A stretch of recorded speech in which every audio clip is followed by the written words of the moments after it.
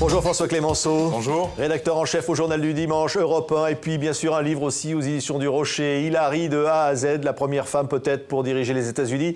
C'était donc il y a 2 jours, ce face-à-face tant attendu, décisif on l'a dit, avec donc la rencontre de 2 tempéraments. Et voici Donald Trump et Hillary Clinton, 2 jours après cet événement. François Clémenceau, les premiers sondages arrivent. Qui a gagné? Est-ce que réellement, comme tous les observateurs l'ont dit, c'est véritablement une victoire au chaos par Hillary Clinton? Chaos peut-être pas, mais elle est loin devant. C'est-à-dire que le verdict est, par 20 points, Hillary Clinton a gagné ce match du débat. Ça ne veut pas dire forcément qu'elle a écrasé Donald Trump. Moi, je trouve qu'il s'en est pas si mal sorti que ça. Mais il n'empêche que ce gap-là, ça va lui permettre à elle d'avoir peut-être le point ou les 2 points ou les 3 points qui lui sont nécessaires pour repartir à la reconquête des fameux swing states qui sont indispensables. Qu'est-ce qui s'est passé? Pourquoi Donald Trump n'a pas été plus coriace? Il le reconnaît lui-même, c'est ça qui est effrayant, c'est qu'il ne s'est pas préparé à ce débat. Il considère que sa personnalité, son charisme, je suis un roi de la télévision, je sais faire, je n'ai pas à rentrer dans les détails, on vote sur ma personnalité et non pas sur le reste. Eh bien, il s'est trompé. Il avait en face d'elle une femme qui s'était préparée au débat, qui est préparée pour la présidence et qui travaille sur les dossiers de fond, pas lui. Oui, il ne l'a même pas attaqué sur l'affaire des emails. Et ça, c'est totalement étonnant. Oui, mais parce que je pense qu'il voyait un piège. Ses conseillers lui avaient dit « Attention, pas d'attaque personnelle, il ne faut pas que tu te fasses prendre à ton propre piège, d'être dans l'invective, d'être dans l'apostrophe et d'être dans le scandale. Il faut que tu te montres présidentiel. Et donc, si tu es présidentiel, tu ne peux pas attaquer. » Et c'était ça la grande difficulté de Trump. Oui. C'est qu'il a eu du mal à jouer les 2 personnages qu'il a su jouer depuis l'année dernière, l'homme d'offensive et en même temps celui qui essaye d'être dans la peau d'un président. Oui. Et l'argument qu'il emploie contre elle en lui disant Madame, vous n'êtes pas endurante, vous n'êtes pas capable d'être présidente des États-Unis, ça ne tient pas. Ça ne pouvait pas tenir justement après 90 minutes de débat où justement elle avait su prouver que non seulement elle était répondante sur les grandes thématiques qui intéressent les Américains, mais en même temps, vous avez vu, en forme. La pneumonie, on l'a complètement oubliée. Elle était là, solide sur ses pieds et elle a tenu bon. Oui, alors Hillary Clinton s'est affichée comme présidente dans l'œil des Américains. Vous en venez des États-Unis? Beaucoup d'indécis encore maintenant. Alors, entre 8 et 15% encore d'indécis, mais ce qui est intéressant, c'est que dans les enquêtes d'opinion qui ont été réalisées jusqu'à hier, je les ai vues hier à New York lorsqu'elles sont publiées, on voit qu'Hillary Clinton a réussi à convaincre les 2 tiers des indécis qui ont regardé le débat. Attention, oui. Qui ont regardé le débat. Or, on est maintenant à 5 semaines de l'élection et vous avez encore une masse considérable de gens qui ne sont toujours pas inscrits sur les listes électorales, qui ne sont toujours pas sondés par les grands instituts. C'est là où finalement il y a un point d'interrogation qui nous interroge nous-mêmes sur ce que peut faire Trump dans les 5 dernières semaines. Alors on a vu une Hillary Clinton pugnace, même avec quelques attaques personnelles contre Trump, sur le fait qu'il ne paierait pas d'impôts, sur le fait qu'il serait raciste. Elle a eu raison, c'est-à-dire que de son point de vue à elle, Trump n'est pas qualifié pour être chef d'État. Donc il fallait qu'elle l'attaque sur ses points faibles, et ses points faibles sont évidemment ceux-là. L'homme d'affaires qui méprise le fisc, le personnage qui méprise les minorités, l'homme qui a un comportement finalement d'une arrogance folle alors qu'il condamne l'establishment, et elle a eu raison de l'attaquer là-dessus. Et finalement, ce qui est assez incroyable, c'est que lui-même a reculé. Oui. Il avait beau dire c'est faux, c'est faux, c'est faux, mais il n'a jamais réussi à prouver le contraire. Il a même dit, si je ne paye pas d'impôts, c'est que je suis malin.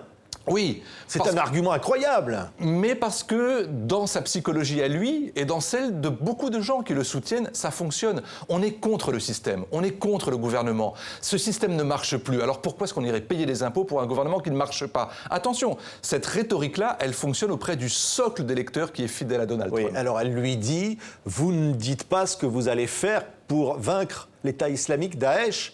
Et lui répond, vous dites ce que vous allez faire et c'est votre faiblesse.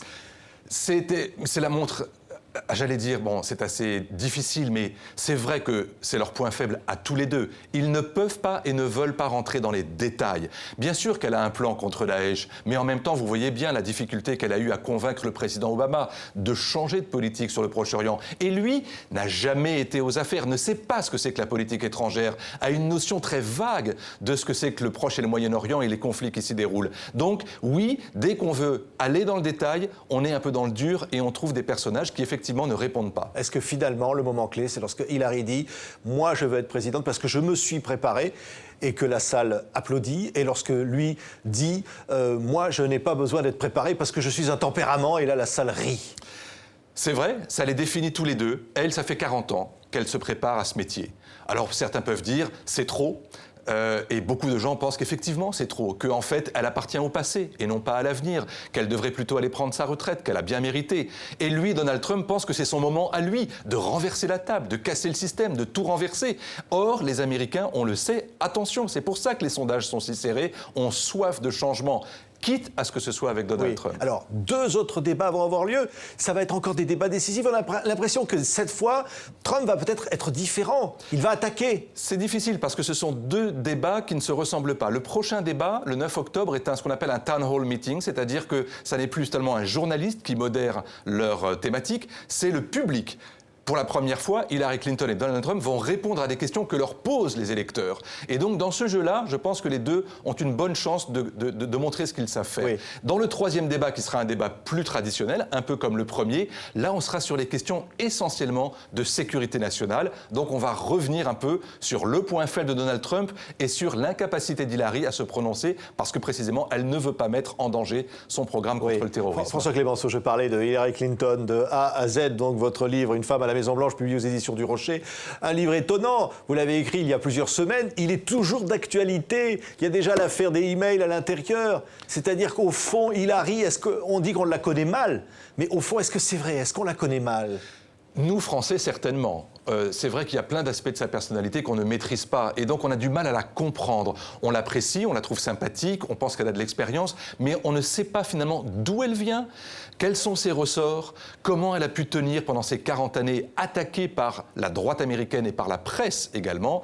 Et donc, ce livre permet de comprendre la personnalité intérieure, sa capacité de résistance, le fait qu'elle s'est bâtie une carapace, qui la rend parfois d'ailleurs très peu sympathique. Et donc, mais là, elle est apparue sympathique dans le débat quand même. Oui, mais en même temps, vous avez bien vu, elle lit ses notes, elle ne laisse rien au hasard, c'est une machine. Quelle est l'authenticité qu'il y a derrière tout ça? C'est encore difficile à percevoir. Vous qui avez publié ce livre, vous n'êtes pas sûr de cette authenticité, François Clémenceau? J'aimerais y croire, et je pense de toute façon que face à quelqu'un comme Donald Trump, nous-mêmes et les Américains finiront sans doute par faire la différence. Parce que avec Hillary Clinton, on sait ce qu'on a. Avec Donald Trump, c'est le saut dans l'inconnu. Et donc, au dernier moment, peut-être que les électeurs américains se rendront compte que face à l'environnement aujourd'hui des États-Unis, il vaut peut-être mieux parier sur ce qu'on connaît que sur ce qu'on ne connaît pas. Merci François Clémenceau. Hillary Clinton de A à Z aux éditions du Rocher pour tout comprendre avant cette élection américaine. Merci d'avoir été notre invité. C'est moi qui vous remercie.